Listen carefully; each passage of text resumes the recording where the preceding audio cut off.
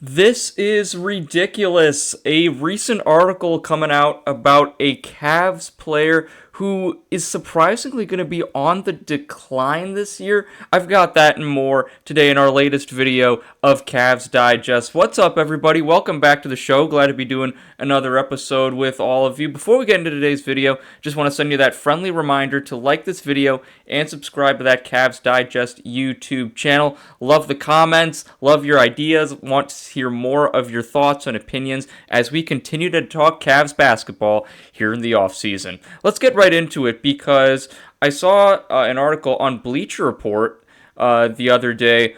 We're in, for the last few weeks now, we've been in the dog days with the NBA offseason. Big NBA fans, Cavs fans have, just been dying for content. Obviously, with this team, not a whole bunch of news going on, and that's honestly a good thing. You've got the team in place. I've talked about it, relentlessly, how, you really don't need to make any major changes. So at this point, we're kind of really just nitpicking at certain aspects of the team.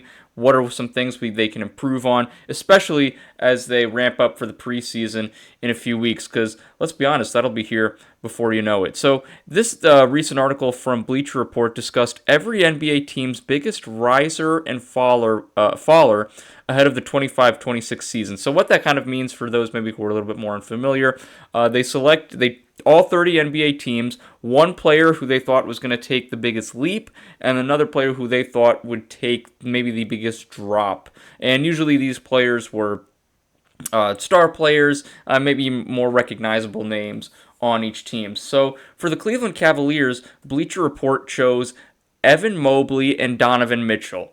Now you could probably guess that Evan Mobley was the player who was selected as the riser. And this video is not about Evan Mobley. I'm not going to get into Evan Mobley. Again, I've relentlessly talked about what he has brought to the table, what he has meant to this team, and the ceiling that is there for him. Let's just go down the stats real quick again.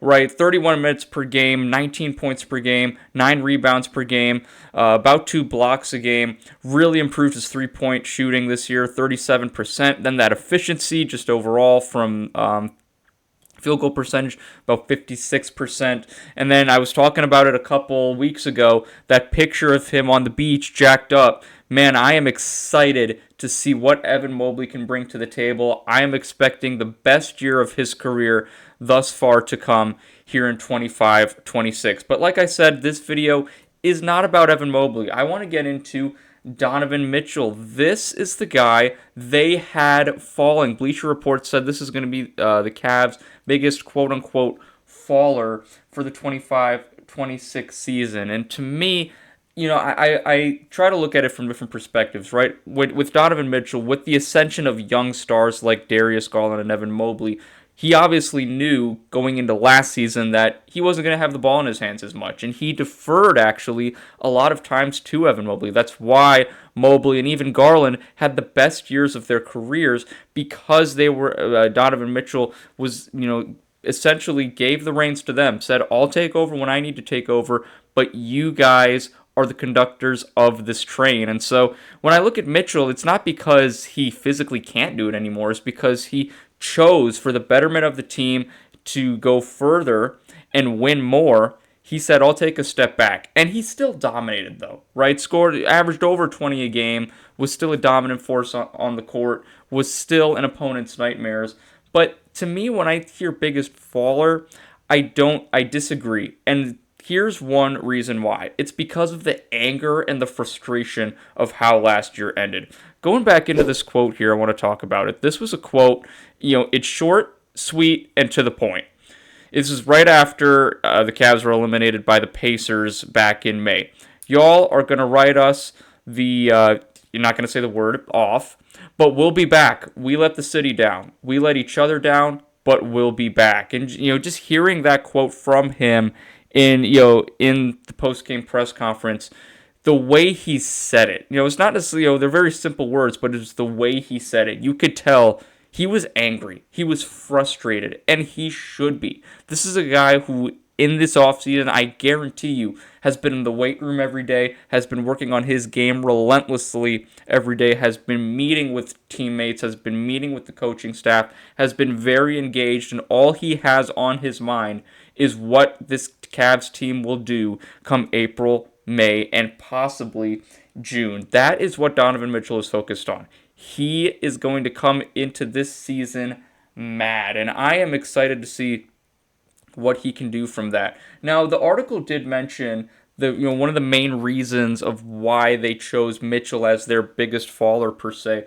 was because of the injury bug, right? And there's no doubt injuries have certainly derailed Donovan Mitchell. We saw it in the 2024 postseason, and then in that Pacers series he was not 100%. Aggravated his ankle, and really just I think at the end there was kind of running on fumes. But when you look at it, he still finished fourth in scoring in the overall in the playoffs, right? Amongst all NBA players throughout the 2025 playoff, Donovan Mitchell finished fourth in scoring. So he was despite those injuries, he was still one of the more reliable players for the Cavs in these past playoffs. And let's be honest, everybody was nicked up. Everybody was hurt in some way. Evan Mobley was dealing with an ankle injury.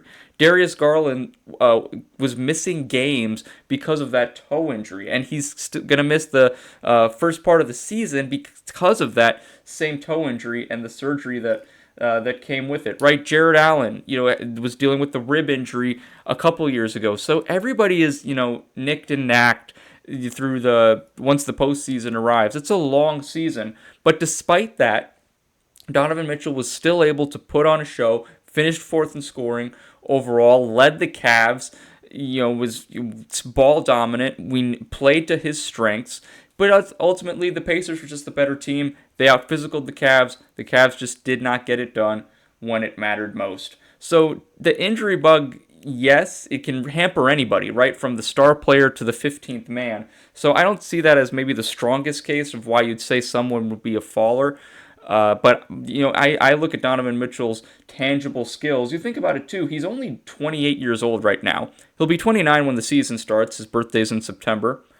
But he's still in the middle of his prime. So to me, if he chooses to be that guy, he can go out and get 30. The thing is with the Cavs, he doesn't need to go do that because of the other star power that he has available to him when they are healthy. And you have to give credit to Kenny Atkinson as well, because he understands that. He wants the other players on the team to grow and collaborate with Donovan Mitchell in order to, get the best out of this team. That's why they won 64 games in the regular season. It's now ultimately just taking that next step, and we'll see if Donovan Mitchell can really take the reins of that, because this is a player who's never been in the Eastern Conference Finals in his 8-year career in the NBA. So last point I want to make here, just real quick, if there was anyone on the team who I'd consider, as key player on the team I'd consider to be a faller or take a step back this season, it'd probably be Jarrett Allen. And it's not because Jarrett Allen can't play or is getting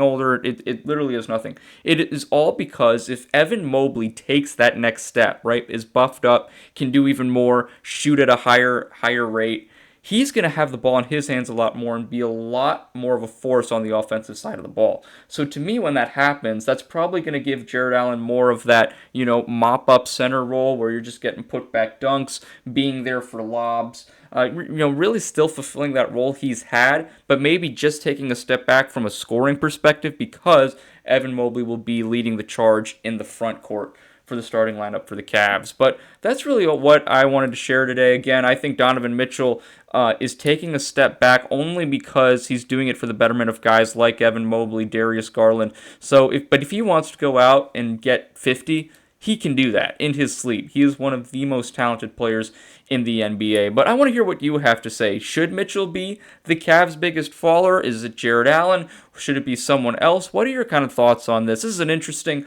offseason conversation to have, especially here as we end the month of August going into September. Like I said, training camp will be starting in a few weeks, so that's always fun. But I want to hear what you have to say. So make sure you like this video, subscribe to the Cavs Digest YouTube channel, and I'll see you next time for another episode of the show. Thanks so much for joining me, joining me, everybody. Take care.